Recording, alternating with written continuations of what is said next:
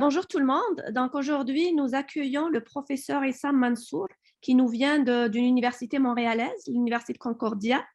Donc il est professeur à l'université de Concordia et directeur du laboratoire en cognitive data science. Donc il est lié aux sciences cognitives à travers ses recherches. Et il nous présente aujourd'hui une thématique liée au machine learning, je suppose, federated machine learning.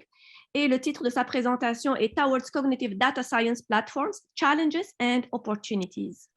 So go ahead, Professor.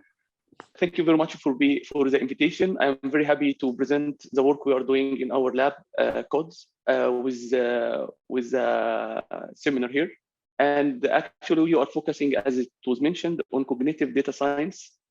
Today, I'm going to speak more about the challenges and opportunities. And first of all, my name is Essam Mansour, and recently, like in 2 years, I joined Concordia. Right now, I'm focusing on cognitive data science. Mainly, we are using, NLP techniques and deep learning on knowledge graphs in order to make data science platforms smarter. Before that, I used to work with different, topics related to elastic database systems, data discovery, and mobile data management.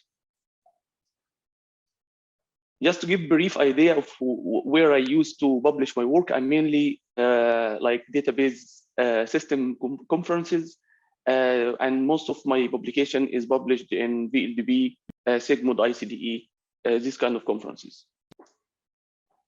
Okay, now, what do we mean actually by cognitive data science? So let's start one step back. What do we mean by data science? Nowadays, like there is a lot of data initiatives in order to make data public. You see that with governments. We see that with even big organizations, where we are trying to have transparency by making data public and easy to access. We see that in Quebec, we have Quebec data portals, and this is actually providing a lot of information to related application domains. We see that with Kaggle. So in Kaggle, we do not only have data, we have also what we call it data science pipelines. So we have some initiatives of actually providing how we can analyze this data in order to get insights. So we have, this is now available to us. Now there is initiatives now in order to make the community in general, like scientists benefiting from each other, not only data, but also their investigation about this data. And just to give an idea, if someone maybe not aware of what is a data science pipeline is, you can expect something like a data set, and then you start writing code. As you see here, we are saying this is data plus code, where you have, like in your script, you'll be loading this data and start doing some of data preparation. Sometimes you need to do transformations, you need to do cleaning.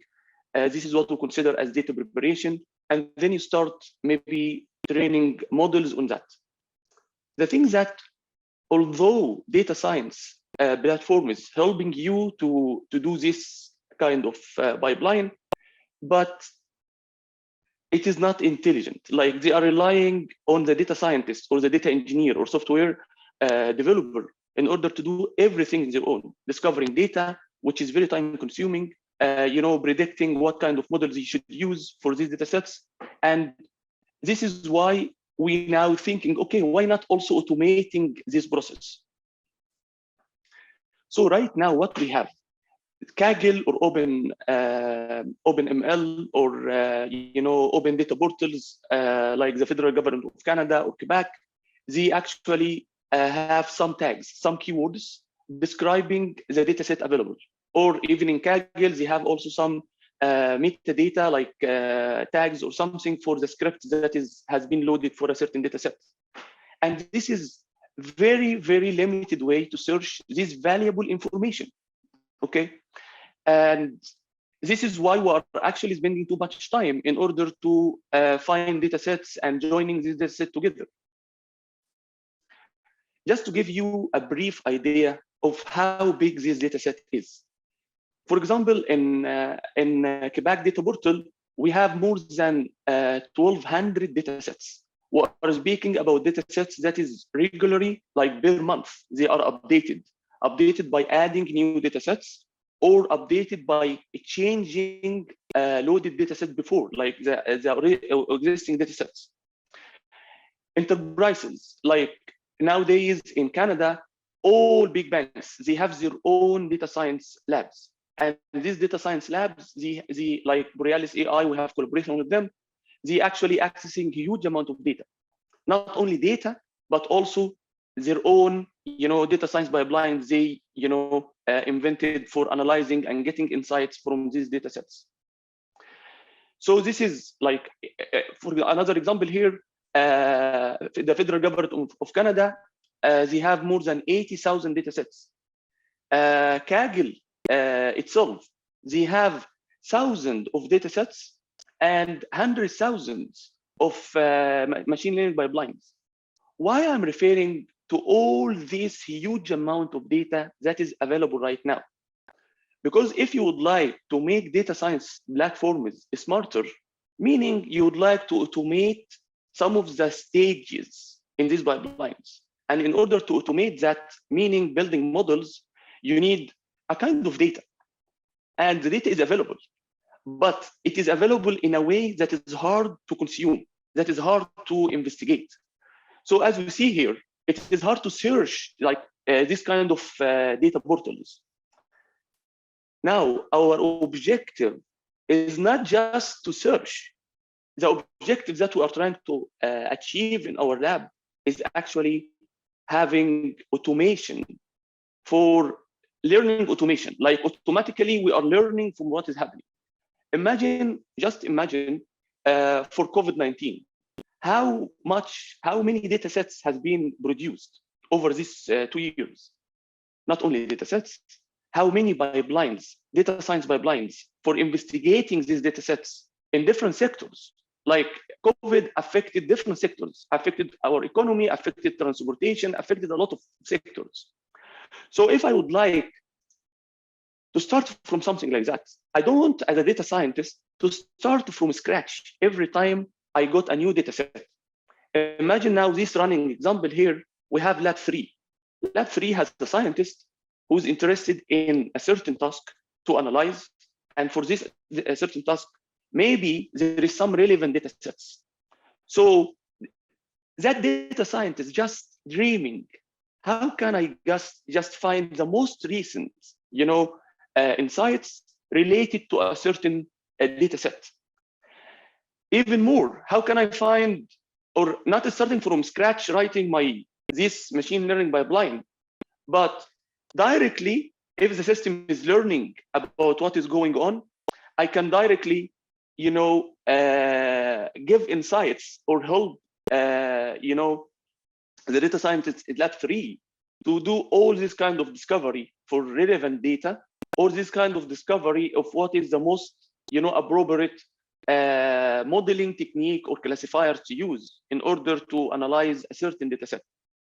Right now, existing data science platforms, they are lacking this kind of functionality. Although we are trying to build smart systems using deep learning and NLP techniques and all this kind of stuff, but the pipeline itself, in order to create this kind of insights, is not smart. We need to make it cognitive data science.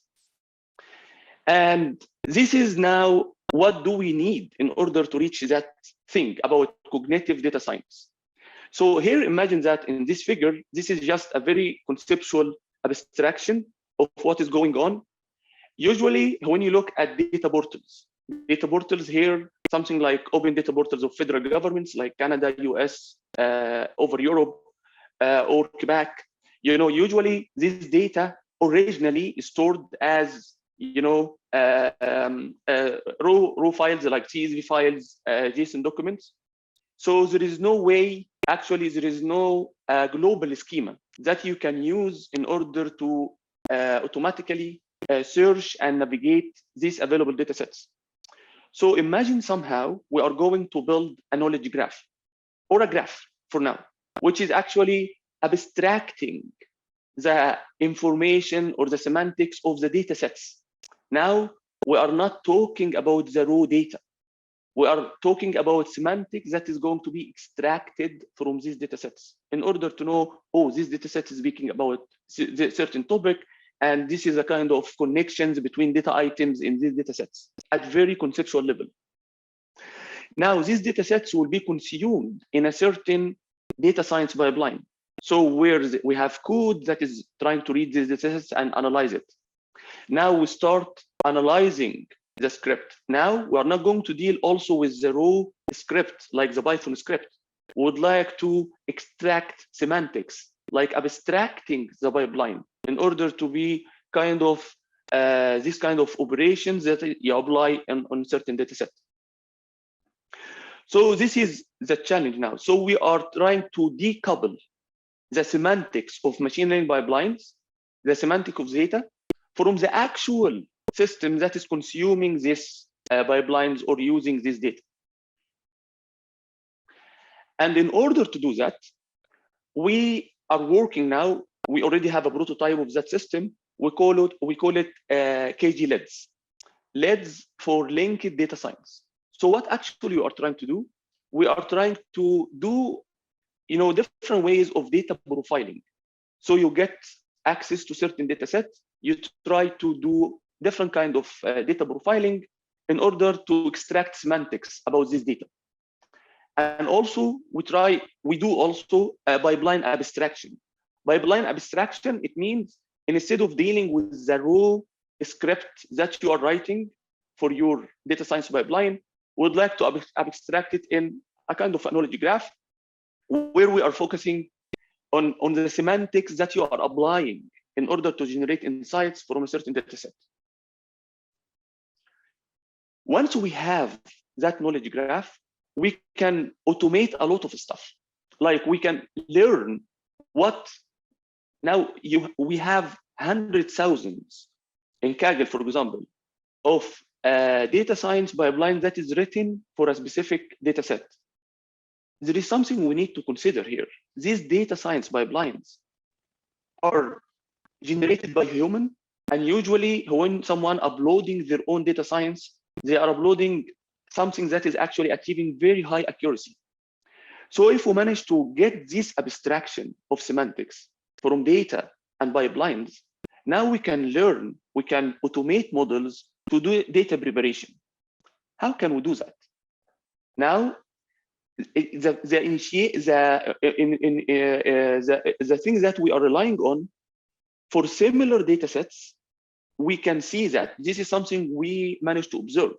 We can see in Kaggle, for example, for similar data sets, we are doing similar kind of analysis or building similar kind of models. For example, you can learn for similar column or data if it is non-numerical. Usually data scientists, they try to transfer this data to a kind of numerical values or normalizing the data in a certain way. Now we can learn this kind of stuff to do automatic data preparation. We can also do what we call it AutoML, which is actually predicting a classifier or predicting transformation for a certain data set. This is a well-known area, and also we have now, we have the state of the art right now in order for solving this problem, based on this kind of converting or redefining again pipeline automation as a graph generation problem. Now we can learn from the knowledge graph how we can predict a certain complete pipeline for similar data sets. Another project also we can do on top of that, feature discovery. And feature discovery here, if you are training machine learning models, you can actually predict a set of features based on similarity between data sets. This is now like our system. We have now a project with Borealis AI. This is one of the AI labs for RBC Bank. And we are trying to customize our system for the discovery in order to do that for them. Okay, how we can do that? So first of all, from our investigation about abstracting semantics from data sets, first I speak about data. There is these traditional ways of data profiling.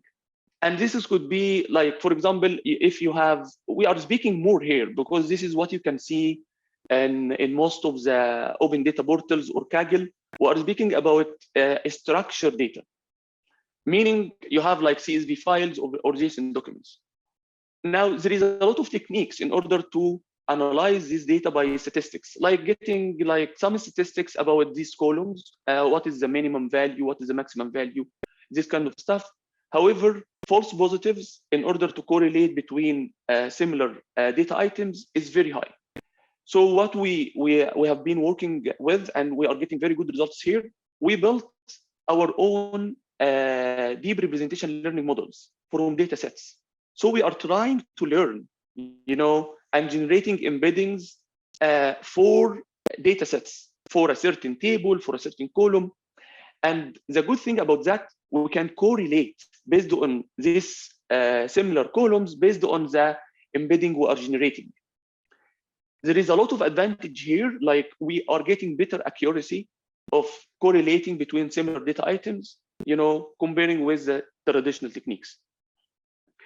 Now, in order to abstract pipelines, usually there is two techniques. Like if you would like to convert a certain code or script into a graph. So you can use dynamic code analysis in order to do that. But the thing that dynamic code analysis is very expensive because you are required to run the code and preparing the environment for running this code, which is very challenging. The other technique in the opposite side is static code analysis. In static code analysis, you don't need to run the code. You just go through the script, as it is called static analysis. However, this is very, very limited in discovering things. So in order to solve this scalability issue, we actually invented a mechanism that is relying on a static code analysis, but not only that, because there is some stuff that we cannot discover by just looking at the code. So we are relying also in analyzing documentation of libraries. We are here focusing more in Python libraries, and this documentation of these Python libraries are available. One of the examples here, like if I would like to predict for a certain variable in this code, what is the output of this function? The static code analysis will not give us a way to do that. By analyzing the documentation of the libraries, we can predict the output of this function code. And with that, we end with a graph pair pipeline, and then we connect these graphs, which is actually an abstraction of a certain pipeline, with the data that is consumed within these pipelines. So as you see here in the top, the blue nodes is actually data sets. So, but this is the semantic of these data sets. And then it is connected, and this is what our system is doing. We are figuring out the connections, how these data sets has been consumed in different pipelines. And what you see here in red is actually Python libraries that has been used in different pipelines. Now, the good thing, if you can look at that knowledge graph, is actually a semantic of all data items you have and all kind of libraries we are using in order to build pipelines, writing a script to analyze and get insights. Now, on top of that graph, we can automate a lot of stuff, as we are going to see now. Now, when we compare, like in order to find a baseline to compare with, to the best of my knowledge, we are the first to come up with this system to construct a knowledge graph for data science projects. However, you can look at that graph or this system as part of it. There is a similarity between this and data discovery. So there is indeed some systems doing data discovery over data lakes. Two examples here of these systems, a system called D3L, and this was published in 2020 at ICDE conference. ICDE conference is one of the top tier conferences in data systems. AROM was published 2018 in the same conference also. And as you see here, now the x-axis is actually varying number of keys, like the things that you are looking for. And y-axis is the precision in the figure in the left, and recall in the figure to the right. And as we see that our KG-led system is really doing much better, and this is like the main reason here for better discovery. This is relying to our technique of deep representation learning from this, and this is actually helping us a lot in reducing, false positives. And one of the things here, like we recognize existing systems, for example, they get confused a lot with numerical values. However, using our technique, we can really correlate much better in terms of the semantics or based on the representation learning we had on top of this data. Okay, so we end with constructing the graph. There is also existing systems, and this system we are comparing with was developed by IBM Group. Right now, we are actually collaborating with them for solving the problem of AutoML problem. And in this close collaboration, we managed to show them that, if we use your system, which is generic for code, not specifically for a script, Python script that is written for data science, we need to focus on some aspects, not general as code.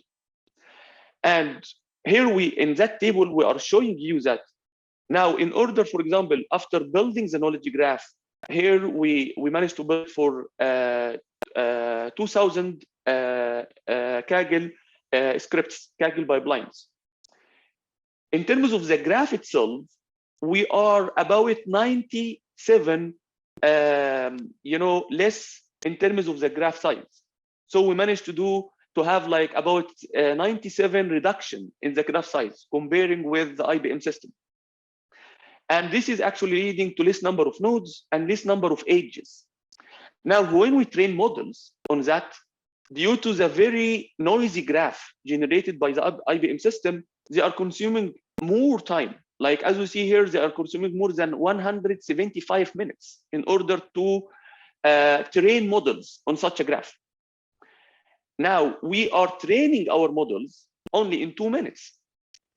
And as you see that trained model, which is trained in less time to predict, transformers and the classifiers or the pipeline that we would like to have for a certain data set.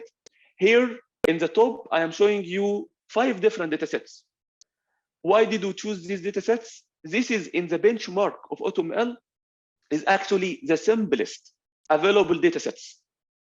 The simplest available data sets, like easy, you can get very high accuracy on that. Using the graph from IBM, this is actually leading to 0. And the 0 here, because the graph is very noisy. However, based on our own knowledge graph, the data science knowledge graph we are constructing, we are not only faster, we are also more accurate. Okay, now we are done with the graph. In order to learn, you train models. Is it easy? Okay, extract part of this graph, train models, and it's going to work. But in order of navigating this graph at the end of the day is stored as RDF graph. So in order to query the graph, you need to write Spark query. And we recognize very carefully that data scientists, most of them are not aware of structured query languages like Spark. So for that, we are actually working with question answering system. Question answering system, I'm going to get from the data scientist or the engineer, you know, a certain query, a question in English, looking for something. Now we try to understand we do question understanding of that statement, and then, you know, generating the equivalent, semantically equivalent Sparkle query. But the thing that Essam, this is not new. There is a lot of systems, like this is a very well-defined problem. There is a lot of systems right now. Why not getting one of these systems and use it? You know, why you invent a new system here? The thing that these systems that is actually doing question answering on knowledge graph, they are working or modeled to work with a specific knowledge graph. Some of these systems, they need a huge amount of pre-processing in these knowledge graphs in order to build indices that is helping to, you know, map between what you understand from the question to the actual vertices or edges in the graph. The idea that we have, we need this system to work based on models that is trained in general, you know, generally to work with any graph. So on the fly, you can ask our system, KGCAN, for question answering, to be connected with existing knowledge graph, giving us a question in English, and we start working. You know, this is the thing. Now we are relying here in decomposing the problem. Now we are relying here in decomposing this problem into 3 stages. Question understanding, and for that, we have sequence model that is trained in general about understanding or extracting triples, like named entities or entities and relation phrases. Now, the model itself just need, you know, like about 700, 800, you know, annotated questions in order to learn how to understand a question in general. And once we do that, we invented a way based on subgraph matching semantics to correlate between entities in the question and vertices in the graph.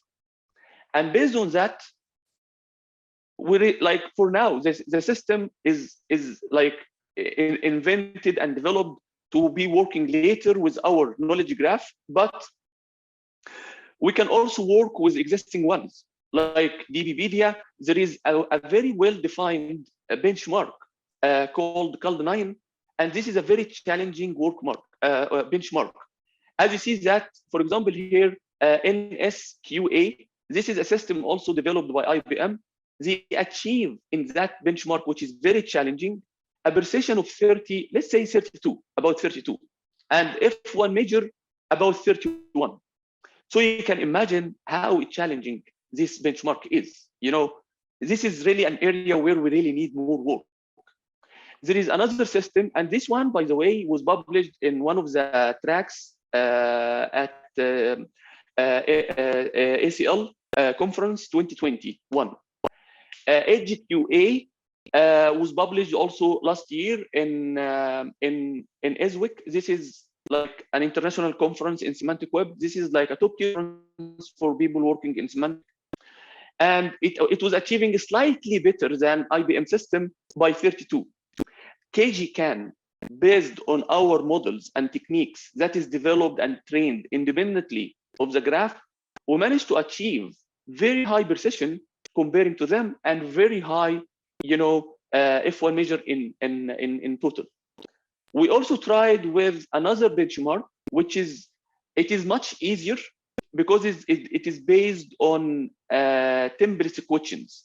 The CALD9 is based on real human being questions that is collected from different logs. Because LC-Quad is working with template questions, we have actually more questions. Like the actual benchmark is tested with 1,000 questions. And for that also, we are doing much better, especially in terms of precision. We are still working to improve that, but we are slightly, you know, less comparing with EdgeQA in terms of F1 measure.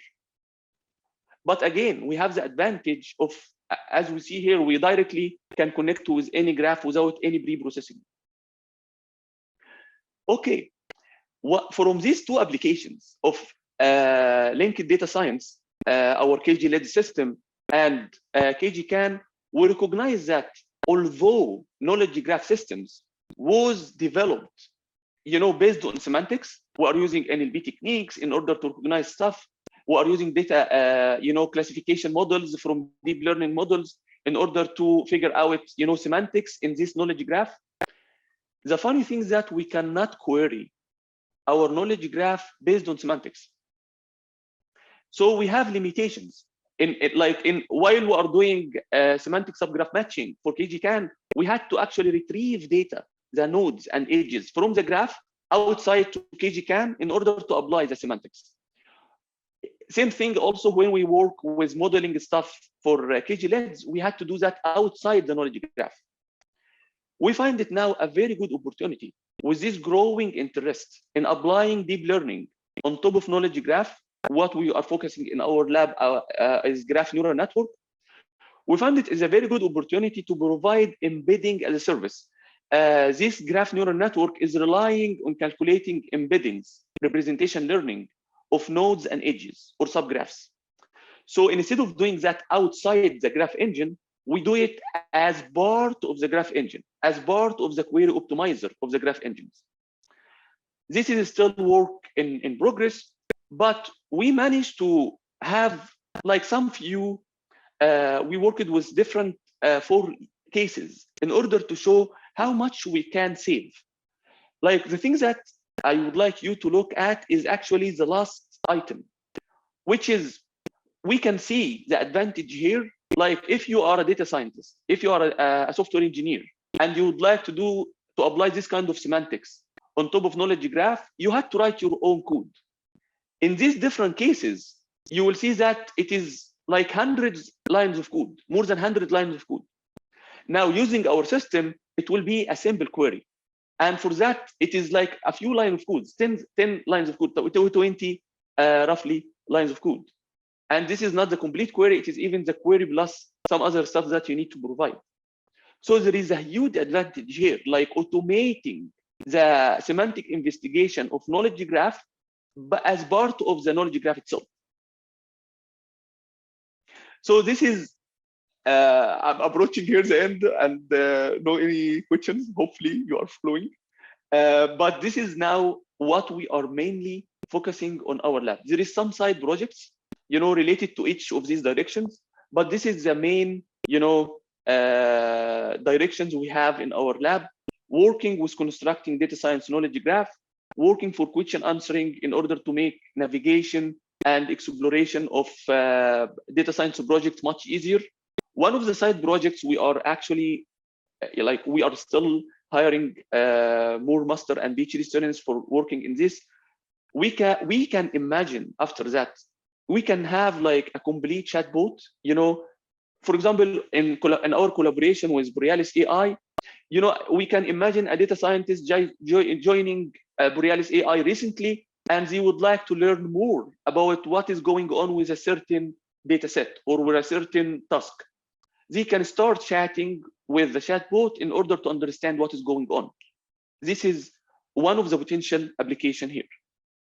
Plus the reduction, once we have our KGNet, the amount of code we need to write to develop our system, in KG-CAN and KG-LEDs, is going to drop dramatically, because now there is an engine behind it to solve a lot of these problems.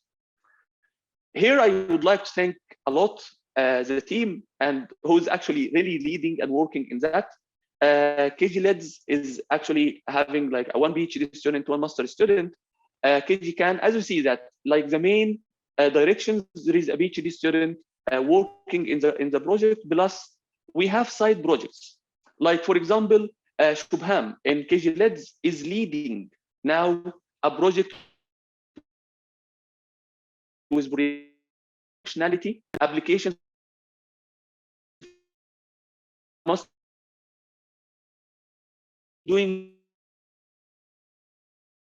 and for that we are trying to use deep active learning in order to automate the process of annotating the datasets.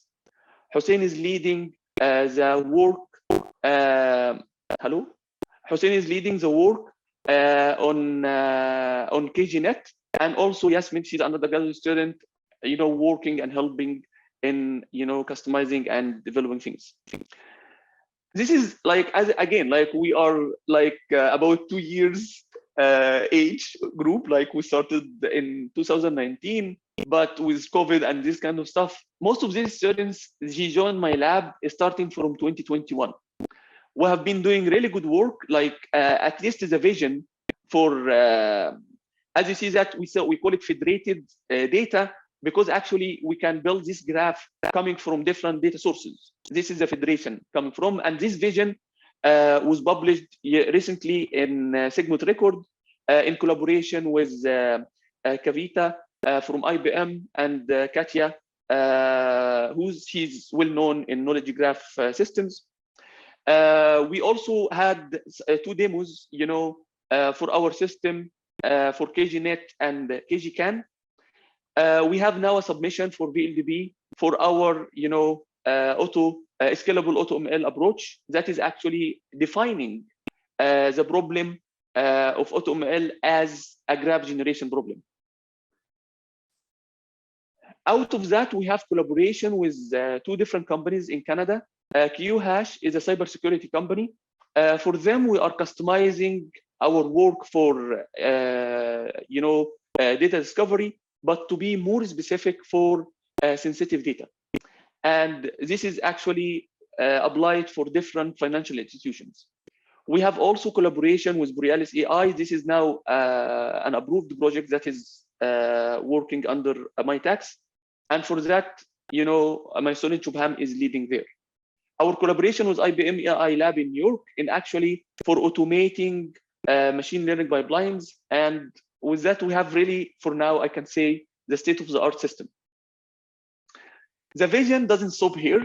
We still have some work to be done. And this is the overall, architecture of the platform that is we are all really hope to have, in the near future. Thank you. We thank you very much for this talk. Thank you. Thank you.